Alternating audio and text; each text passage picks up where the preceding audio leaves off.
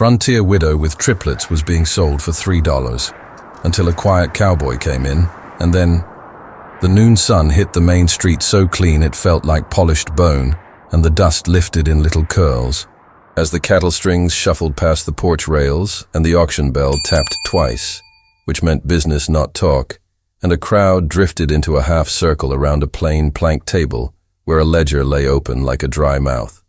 The clerk raised his chin to start his patter, but a cough from the back cut him off, and hands pointed toward the short platform built of rough pine boards, where a young woman stood with 3 boys tucked at her side, their shirts canvas, their hems dusty, the woman's braid lifting in the breeze.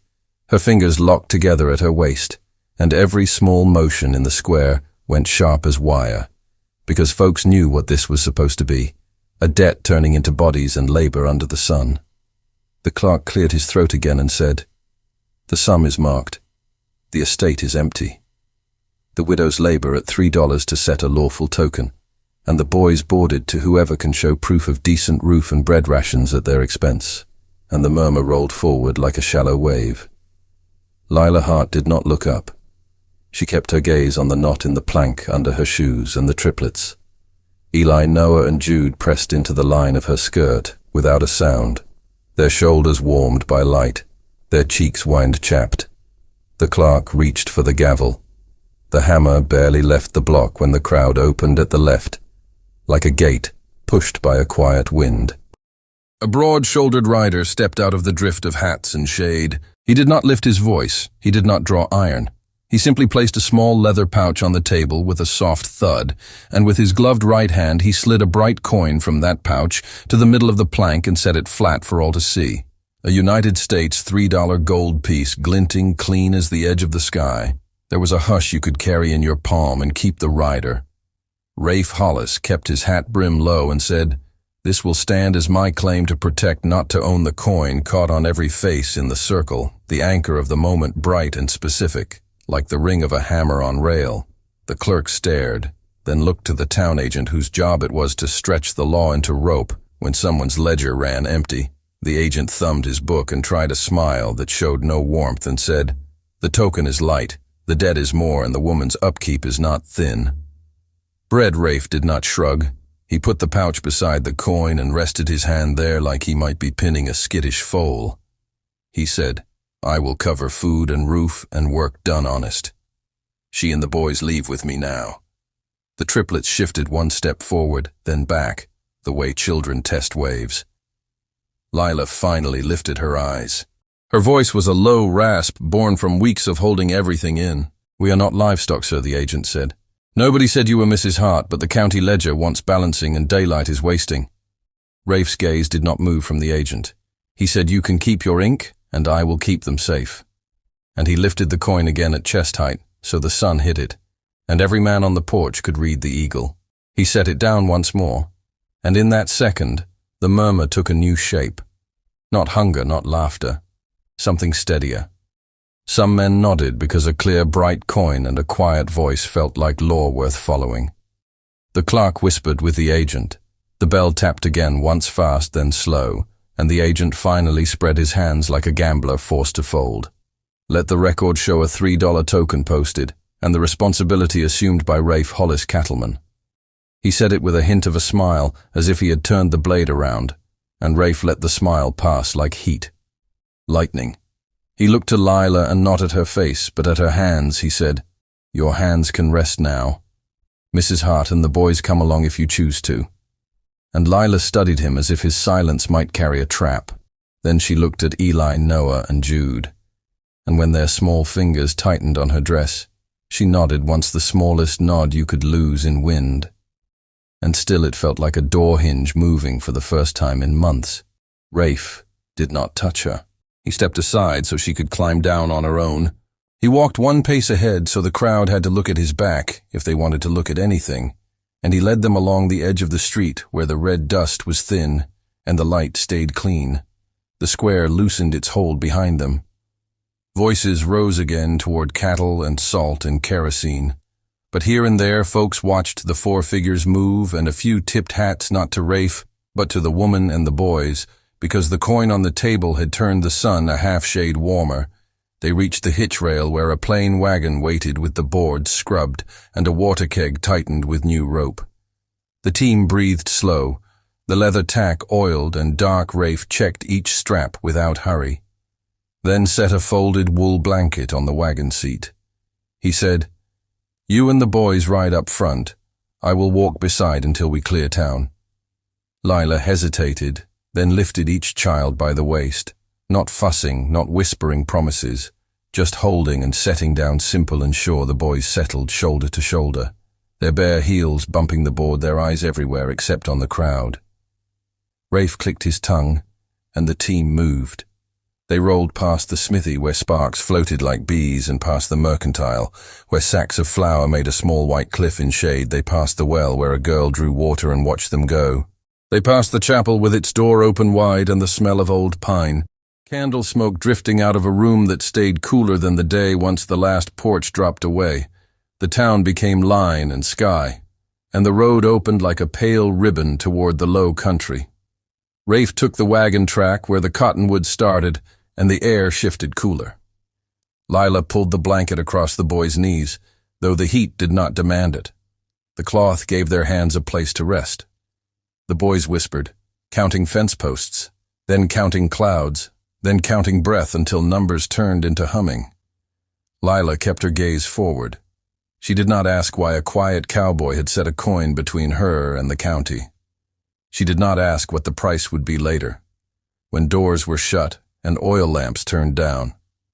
She watched the shadows throw broken ladders across the trail and told her mind to wait until the next fence line, then wait again. The trail forked at a dry wash. Rafe took the left where the ground lifted toward a series of low ridges cut by wind. He did not climb to speak. He kept his steps even beside the wheel, and sometimes his hand brushed the rim to steady it when rocks reached for the spoke. After an hour, the first buildings of his place showed through the cottonwood boles: a long, low barn with a shake roof, a corral with rails straight as rules, a line of stacked cordwood under canvas, and beyond all that, a cabin set back against lodgepole pines, the porch simple, the window panes bright in the noon light, because he kept them wiped with vinegar like he kept most things. Lila saw the smoke from the iron stove curling light blue. She heard water slip along stones somewhere hidden, and the smallest shift in her shoulders answered those sounds. Rafe raised a hand to the team. The wagon rolled to a stop. He stepped to the hub and offered the briefest of nods. "You all are hungry. There is stew and bread." He said it like a weather report. Lila climbed down first, then lifted each boy to the ground, and they stood in a line without instruction, as if a line might prove they belonged. Rafe led them across the yard. The dog under the porch thumped a tail. Once then settled, they entered the cabin, and cool air touched their cheeks. The front room held a table rubbed with oil, a stove with a kettle ticking a shelf with tin plates, and a row of blue glass jars that caught the sun and broke it into small river colors. On the floor he pointed to the washstand, the basin full, the bar of lye soap thick as a book, and 3 clean cloths folded to squares. He said, "Wash and eat, then rest the bunk room. Has a window to the north, it stays cool." The boys ran hands under the water and made faces like the cold was a joke between them. Lila washed slow the red from pump water on her knuckles, rising again, then fading. She ladled stew into bowls and set them at the edge of the table. The boys ate steady, not fast, and put crumbs back when they dropped as if crumbs were a kind of currency. Rafe did not sit. He opened the back door to let the creak sound in and checked the stovepipe, then filled a bucket and carried it out again. When Lila spoke, her voice held no tremor, only the practiced flatness of someone who has learned to make sentences that reveal nothing. "We will work for our keep," she said.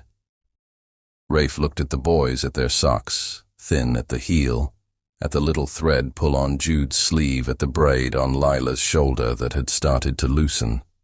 He said, "There is work here, plenty of it, but I did not bring you for labor.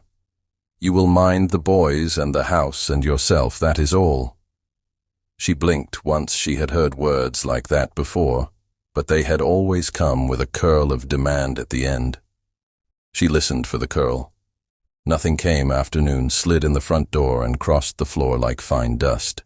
The boys found 3 whittled horses on a shelf and lined them along the windowsill, as if horses understood north and south. Rafe stepped to the workbench by the door and pulled out a small strip of leather, a buckle. He measured the boys' waists by eye, then cut and punched and set a belt for each, the kind that keeps a shirt tucked when wind pulls. He placed them on the table without comment and went back to fixing the hinge on the pantry latch. Lila's fingers moved to one belt, then drew back. She breathed without noticing, and the breath went all the way down instead of breaking shallow across her ribs. She set stew bowls in the washpan and wiped the table and found that her hands were not shaking anymore. Toward mid-afternoon, Rafe guided them outside to the shade of the cottonwoods. The creek ran enough to chuckle over 2 flat stones. The boys crouched with sticks and drew arrows in the wet bank and set leaf boats going, then saved them, then sent them again. Lila sat on the bottom porch step and unbraided her hair to shake out trail dust. The sunlight made a warm bar across the top stair, and a bee worked clover at her boot. She fixed her braid again, slower this time, and the loose strands behaved. The dog rolled half onto his back and showed one paw like a question. Rafe's hat brim cut a clean line across his face while he mended a halter. He spoke without looking up. There will be neighbors who talk. There always are. I do not answer much, and there is nothing for you to answer either. She said nothing, and the wind moved through the pines like low harp strings. The silence between them was not empty. It carried the small things that make a place live, the click of awl against leather, the creek's wet breath, the boys arguing in whispers about which leaf would win a race. As the sun leaned west, Rafe showed the boys how to comb the horse with long strokes that follow the lay of hair, not fight it. Eli caught the rhythm first.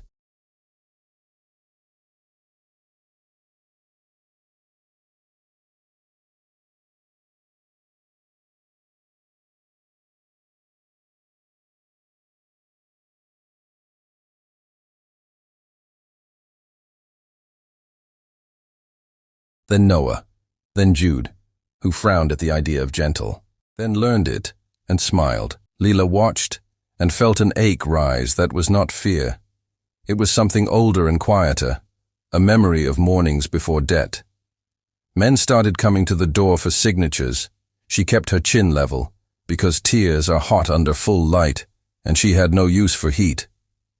She went inside and returned with 3 tin cups filled with cool creek water. The boys took them and drank, and Rafe took his last and poured a little onto his palm and let the horse lick it off for the taste of iron. Then he wiped his hand on his duster and nodded once, as if the animal and the day had answered some rule he trusted.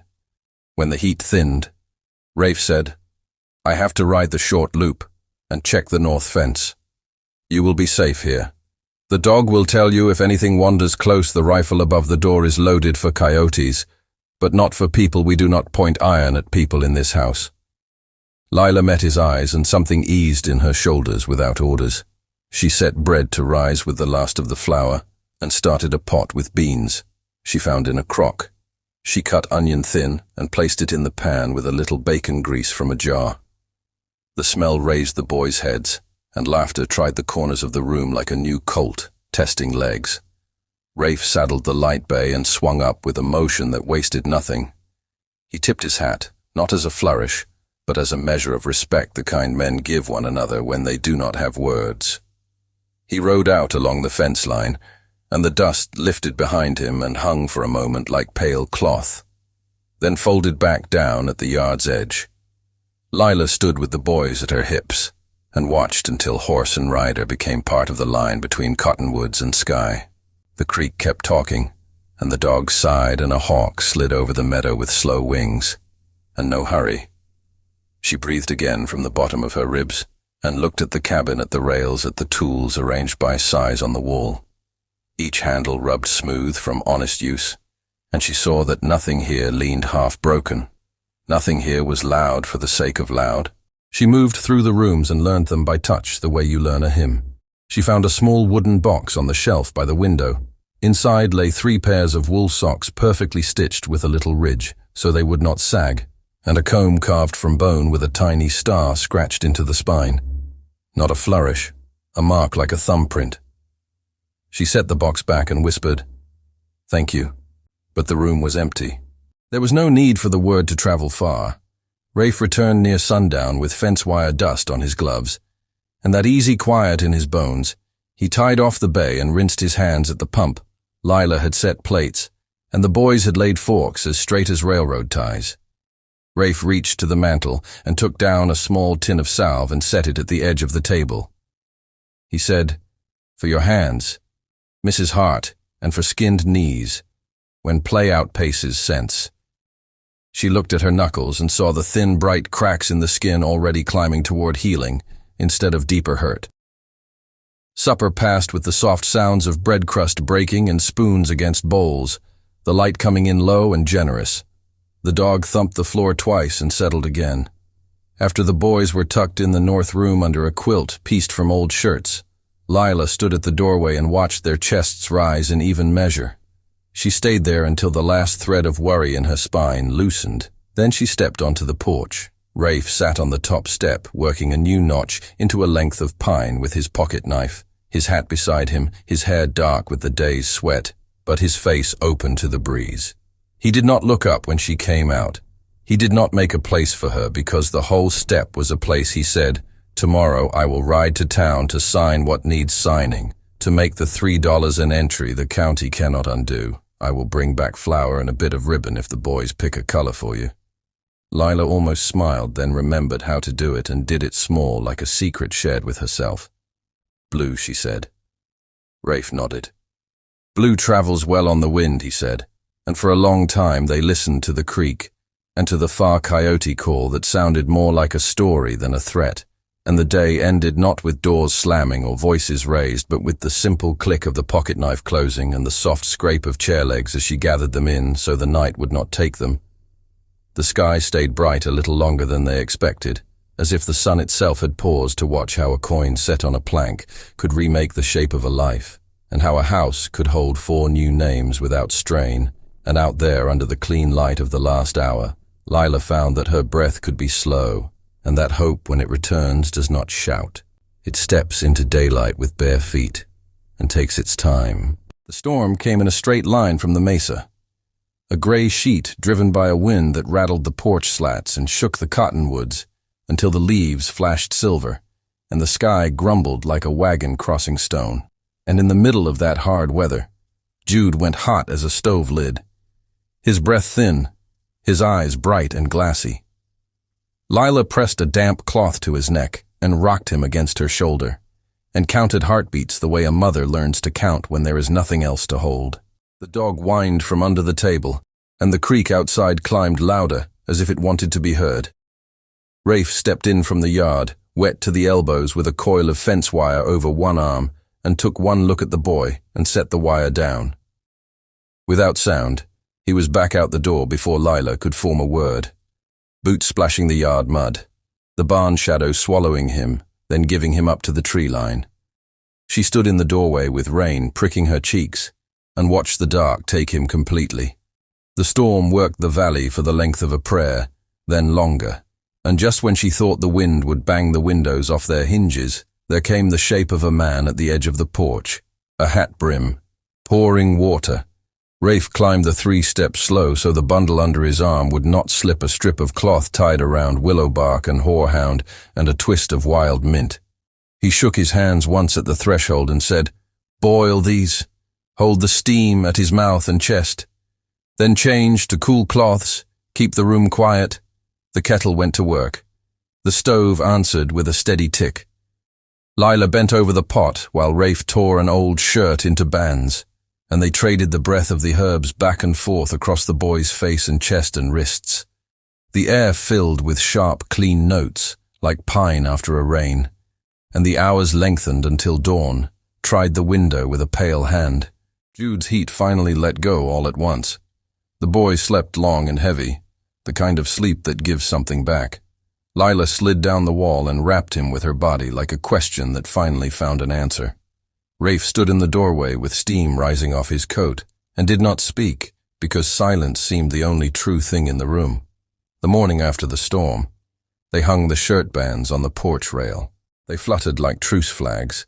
Lila made thin porridge and poured honey so the boys would think it was a treat, and Rafe checked the fence line a second time, then a third, circling the property with the dog in a slow, steady clock, and when he came in at noon, he set a small parcel on the table. Blue ribbon folded neat, the promise from yesterday kept, even though yesterday had tried to drown them. She touched the ribbon but did not tie it. Her fingers still smelled of mint and willow, and she wanted that smell to last. The days turned, and the valley softened. The thaw peeled away from the shady side of the pines, and the ground gave a little under a boot heel. Lila scratched thin rows behind the cabin and pressed in seed saved in a cotton pouch, beans, onions, a strip of marigold. Because her mother once said flowers keep courage near the boys helped, and not much was planted straight, but the lines looked like a song you could hum while hanging laundry. Rafe kept to his work with that unhurried precision that made hinges stop squeaking and rails stand true. He straightened the clothesline pole, added a second hook by the door because coats need company, and cut 3 short handles, so small brooms could fit small hands on a Tuesday. Just before noon, a rider showed at the far edge of the meadow, the kind who slouched in the saddle like a man used to, being welcome where he shouldn't be. The hat too neat, the vest too clean to have seen real labor. He called himself Voss Sawyer and said he traded in lamp wicks and sugar by the pound. He had extras left over from the rail camp, wanted to swap for herbs or eggs or news. Lila kept the screen door between them with Jude on her hip and Eli and Noah behind her legs, and she said, "The house keeps what it needs, and no more." The man's grin never reached his eyes. He tipped his hat anyway and turned his horse slow as a cat turning from a mouse hole and rode off with a glance that weighed the porch and the rails and the open window in the boys' room late that night, when the dog gave a single sharp bark and then settled too quickly. Lila knew the quiet meant someone watching. She stepped out with a lantern held low. The light spread just far enough to find a small token on the feed bin. A brass concha pried from a fancy belt with a fresh scratch down the middle like a mark left to be found. She did not wake Rafe. She stood there until the lantern shook in her hand, then went inside and waited for dawn. When Rafe saw the concha, he turned it in his palm, and you could see nothing change on his face, and you could see everything change. He took it to the workbench and set it down as carefully as you set down a cup for a guest. Then he crossed the room to the high shelf above the door and reached for the old Spencer carbine wrapped in oilcloth. He unrolled it, and the smell of oiled walnut met the morning. And for a long minute, he just looked the way a man looks at the part of himself he keeps locked behind his ribs. He cleaned each piece slow, and he said without looking up, "We do not point iron at people in this house." Lila answered yes, and her voice did not shake. He said, "But coyotes do. Sometimes stand on 2 legs and leave brass on your steps." And he closed the action with a soft click and set the gun back on the pegs empty. Bolt open like a mouth that chose not to speak a day later. Rafe saddled the sorrel because the bay still needed rest after the storm and loaded a bundle into the saddlebag wrapped in canvas tight as a preacher's book, so. He said the county books still carry the old note tied to your name. I am riding to get the paper stamped satisfied and to fetch a receipt. Nobody can argue with I will be back inside 2 sons. He left before the boys woke. The dog paced the yard until the dust settled and the creek whispered all afternoon as if it knew the house didn't like being without his shadow. Lila kept the boys moving small chores, small games. A pieced quilt dragged out into the yard for a pretend boat that never quite tipped near sundown. She found a nail in the porch post, shiny and new, where no nail had been the day before. No threat spoke aloud, only that little silver head exactly at the level of a man's elbow, as if someone had leaned there to listen. She pulled the nail with the back of a fork and dropped it in the ash bucket and breathed steady until night fell. Rafe rode through the old rail spur town where boards sagged like tired backs, and then out toward the county seat, a building of red stone with windows. He could see his shape in. He did not go to the saloon. He went to the bank first and rolled onto the counter, a coil of rawhide and a pouch of small gold. He had salted away across 3 trails and 4 winters. He signed his name clean on a withdrawal. then carried the packet to the clerk who minded county paper, a woman with spectacles that made her look like she studied the weather. There Rafe laid down the old promissory draft that the agent had once waved like a little flag, and he said, "Read the line that says obligation, and read the line that says release the clerk." Read both and marked them with a blue stamp that bled a star into the fiber. He paid the fee counted exact and waited for the copy that said, "Satisfied" in letters. Even a mule could understand. He did not smile. He simply folded the document into the inside pocket of his duster and asked the clerk to note on the ledger that custody and care of Eli Noah and Jude Hart rested with their mother under his roof, protected until further order of the court. The clerk looked over the rims of her glasses and said, "If anyone wants to pry, they will have to pry at me, and I am too old for prying." He tipped his hat and bought flour coffee and a small tin of blue buttons. Because ribbon is fine, but buttons hold when wind tries hands on the reins steady. He turned home the long way to check the north fence. From a ridge he saw a dust tail cutting low toward his place, and he reached down and felt the paper in his pocket and the careful weight of the pouch now empty, because sometimes a man spends everything and finds the day lighter for it. Lila heard the hoofbeats before she saw them. Not Rafe's cadence, longer and looser. A different kind of sound. She sent the boys inside and stepped to the yard with the dog close to her calf. Voss Sawyer rode in with two others he called from the saddle. No badge, no warrant, just that long grin, and a claim that the widow and her boys were still under county lien until the debt holder said, "Otherwise," Lila said, "the county does not live here. The county eats at noon in Redstone, and today it will stamp papers." Rafe crested the rise then, and the three riders turned, because dust speaks before a man does. He did not quicken his horse. He let the minutes do their own walking. He stopped at the yard edge where the cottonwoods make a gate and set one boot to the ground before the other, and in that unhurried motion the three men felt their moment thin. Rafe did not reach for iron. He reached into his duster and took out the folded paper and handed it to Voss without a word. The man read slow, then faster, then slower again, as if speed might change ink. He handed it back with a jaw that had lost some of its angle, and said, "Paper or not?" The man who held the note might still want to say. Rafe said, "Then we will give him a place to speak, and a crowd to hear him market day at noon. We will stand by the same plank table where a coin lay warm in the sun, and we will put this paper beside it, and you can watch a story end in daylight with the bell ringing." Once Voss shifted in the saddle and spat into the dust and pretended to laugh, and then he didn't, and he flicked his reins and left before the ground learned his horse's name. Rafe watched them go until the road took them sideways. Then he turned back to Lila and the boys. Eli had both hands on the doorframe, as if the wood could keep a promise. Noah held the dog's collar. Jude slept through it all with one sock half off. Rafe said, "I brought coffee and buttons and something better," and he set the blue stamped copy on the table. Lila touched the seal like it might be warm, and in that touch you could see a woman measure new space around her heart. He took the ribbon from the shelf and tied a short length into her braid. Not tight, just enough to say the wind sees you and cannot take you. And that evening they sat on the porch while the light stayed honest. They planned the next day not in whispers but in plain sentences. Rafe would ride in with the paper, and Lila would walk beside him, because some endings need both voices, and the boys would hold the dog's ears and count wagons, because counting can turn fear into numbers, and the creek would keep speaking the way water does when it wants to help, and the sun would be high enough that no corner of the square could pretend to be a shadow. Keep thinking how daylight tells the truth better than thunder ever could. How a single coin laid flat can turn a crowd from noise to stillness and give a family back its name, and how a quiet man's choice can be louder than any gun. And yes, in the end, he walked to the market square at high noon with the blue stamped paper and the $3 coin, to finish the story in open sun with Lila at his side. A land where gunsmoke fades but memories never do. Every story rides straight into your heart if this one found you. Subscribe to Wild Frontier Tales and tap the bell so you never miss the next ride. We'll keep riding toward the light, one honest choice at a time.